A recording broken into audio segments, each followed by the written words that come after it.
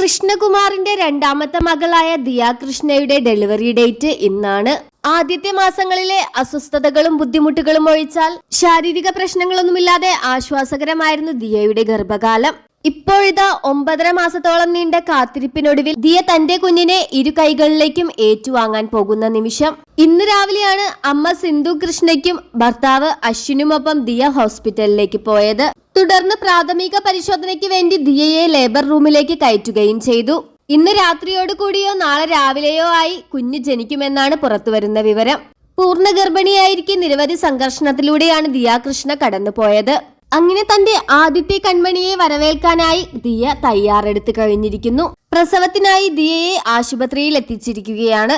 ദിയയുടെ കടയുമായി ബന്ധപ്പെട്ട പ്രശ്നത്തിൽ ആ 3 പെൺകുട്ടികൾ 68 ലക്ഷം രൂപയോളം മോഷ്ടിച്ചു എന്നും ആ 3 പേർക്കും മുൻകൂർ ജാമ്യം നിഷേധിച്ചുകൊണ്ടുള്ള കോടതി വിധി പുറത്തു വന്നതിന് പിന്നാലെയാണ് ദിയ കൃഷ്ണ ആശുപത്രിയിലാണെന്ന വാർത്തയും കൃഷ്ണകുമാർ വെളിപ്പെടുത്തിയത്. ദിയയ്ക്ക് ജനിക്കാൻ പോകുന്നത് ആൺകുഞ്ഞാണെന്നാണ് കൂടുതൽ ആരാധകരും പറയുന്നത്. ദിയയുടെ കുടുംബത്തിൽ 4 പെൺമക്കളായതുകൊണ്ടാകാം ആളുകൾ അങ്ങനെ പറയുന്നത്.